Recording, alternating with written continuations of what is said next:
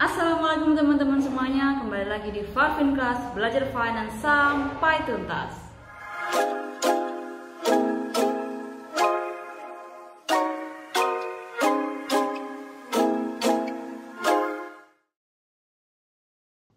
Video ini adalah materi lanjutan dari biaya modal part 1, yaitu biaya modal part 2 yang akan membahas mengenai perhitungan biaya modal saham biasa dan juga biaya modal rata-rata tertimbang atau WACC.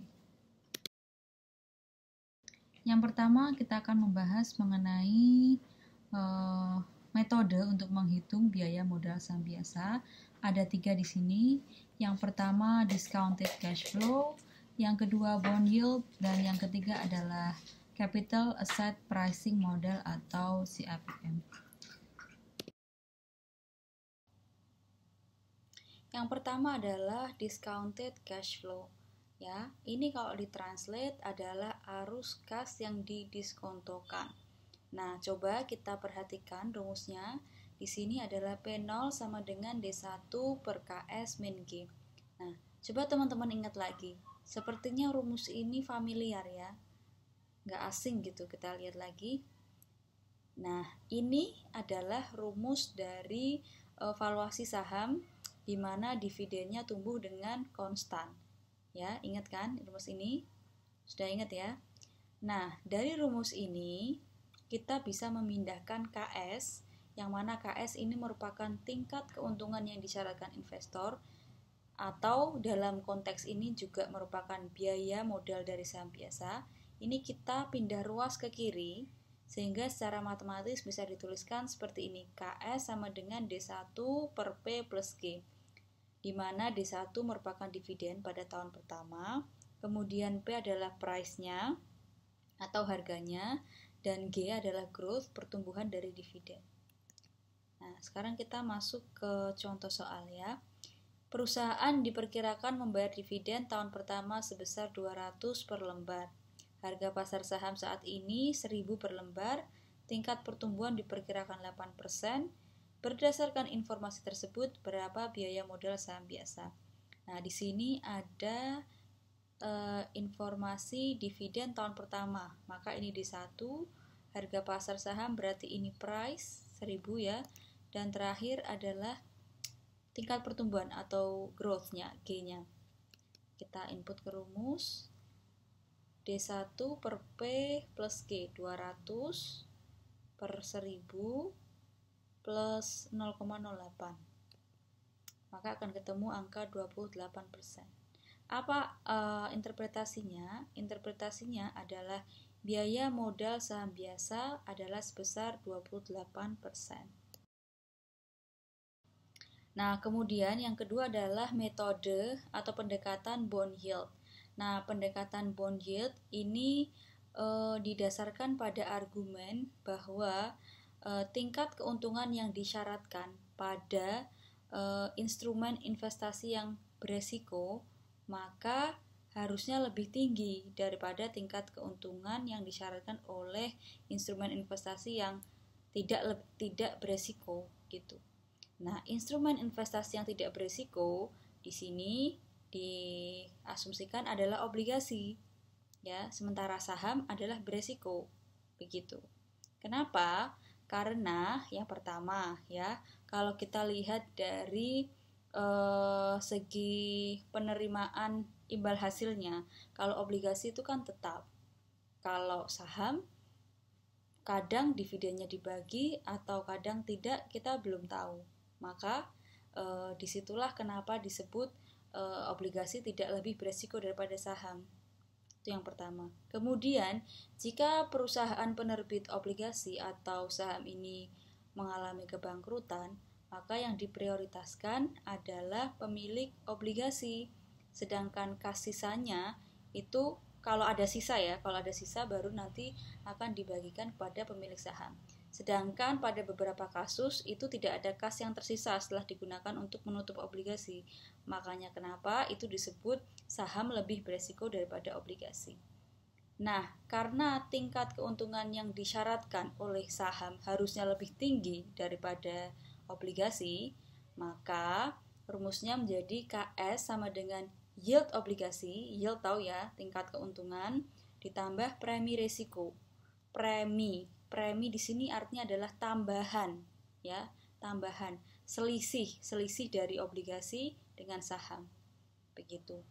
Kemudian nah, yield obligasi ini juga sama seperti rumus yang sudah saya paparkan di materi valuasi obligasi, bahwa yield obligasi sama dengan bunga dibagi harga pasar obligasi. Sementara premi risiko nanti sudah diketahui atau given ya. Nah, di sini kita coba latihan soal.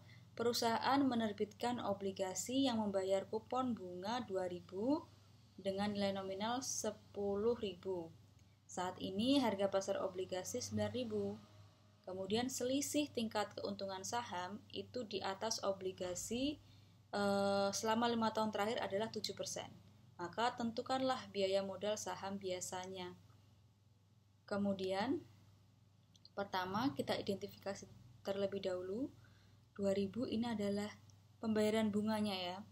Pembayaran bunganya berarti ini bayaran bunganya. Kemudian harga pasarnya 9.000, ini adalah harga pasarnya. Bunga dibagi harga pasar, maka kita bisa mencari obligasi ya. Kemudian kita juga mendapatkan informasi berupa ini adalah premi risiko. Premi risiko adalah tambahan ya, tambahan atau selisih antara keuntungan obligasi dengan saham. Nah, maka dari sini kita masukkan, kita input rumus menjadi KS sama dengan 2000 per 9000 ditambah 7%, maka hasilnya adalah 22% plus 7% sama dengan 29%. Maka biaya modal saham biasa adalah sebesar 29%.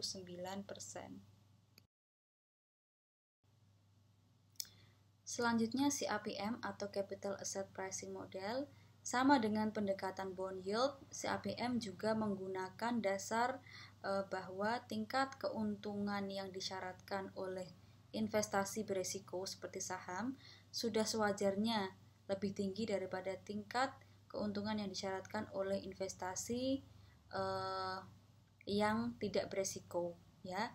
Hanya saja bedanya kalau bond yield tadi yang digunakan perbandingan adalah obligasi, di sini yang digunakan perbandingan adalah investasi yang bebas risiko. Apa investasi yang bebas risiko? Biasanya adalah treasury bills atau deposito dan yang sejenisnya. Maka di sini kita lihat rumusnya adalah KS sama dengan RF.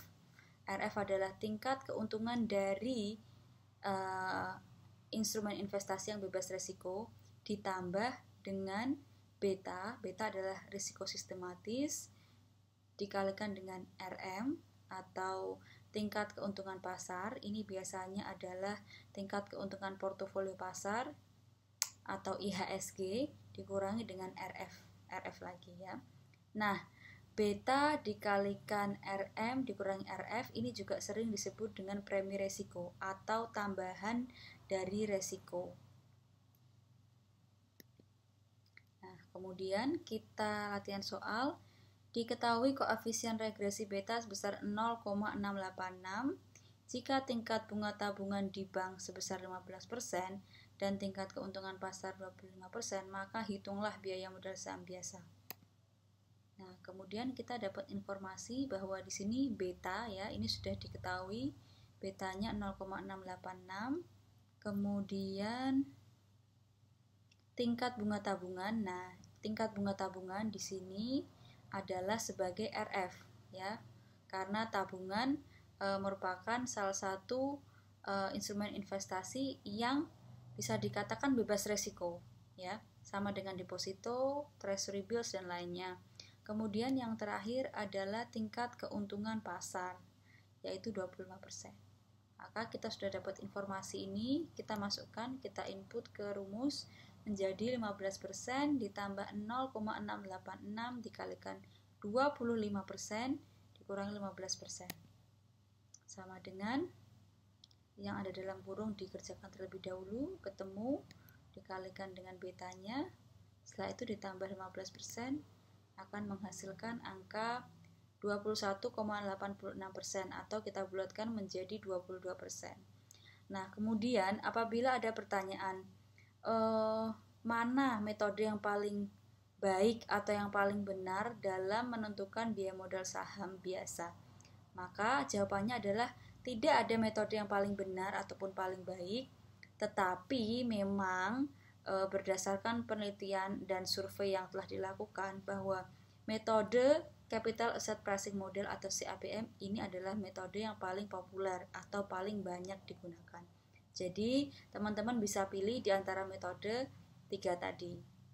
Tetapi sebagai wawasan bahwa CAPM itu memang yang paling populer atau yang paling sering digunakan oleh banyak orang. Gitu ya. Yang terakhir kita akan menghitung weighted average cost of capital atau biaya modal rata-rata tertimbang. Rumusnya adalah WACC sama dengan WD kali KD ditambah WPS kali KPS ditambah WS kali KS. W ini adalah weight itu adalah bobot proporsi dari masing-masing biaya modal individu ya. D itu debt, kemudian PS ini adalah preference stock atau saham preference, kemudian S ini adalah stok atau saham biasa. D tadi debt ya, utang ya, paham ya. Utang bisa bank loan, bisa dengan bond issuance atau obligasi. Kemudian kita latihan soal, diketahui komposisi pendanaan perusahaan sebagai berikut. Hitunglah WACC-nya. Ini adalah komponen pendanaan perusahaan, 1 utang, terus 2 saham preferen, dan 3 adalah saham biasa.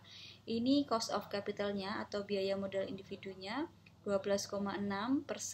Pastikan ini sudah dikurangi dengan tax ya. Ini ada keterangan after tax, jadi kita tidak perlu nyari lagi KD bintangnya. Kemudian saham preferen 20%, saham biasa adalah 25%. Berarti yang atas ini adalah KD bintang, yang bawah nomor 2 ini adalah KPS, dan yang ketiga ini adalah KS. Kemudian sampingnya adalah proporsinya, bobotnya. Bobotnya utang 30%, saham preference 10%, dan saham biasa 60%. Bobot itu kalau ditotalkan harus sama dengan 100% atau 1. Nah, kemudian kita kalikan masing-masing cost of capital dengan proporsi ini. Setelah itu baru kita totalkan. Nah, kemudian seperti ini 30% dikalikan 12,6 tambah 10% kali 20% ditambah 60% dikali 25%, maka hasilnya adalah WACC sama dengan 20,78%. Artinya, biaya modal rata-rata tertimbang dari perusahaan ini adalah sebesar 20,78%. Di sini paham ya? Nah, gimana? Mudah kan belajar finance? Kuncinya tuh cuma satu. Kalau kamu mau, kamu niat, kamu sungguh-sungguh, kamu pasti bisa. Jangan lupa klik tombol like, share, subscribe, and comment.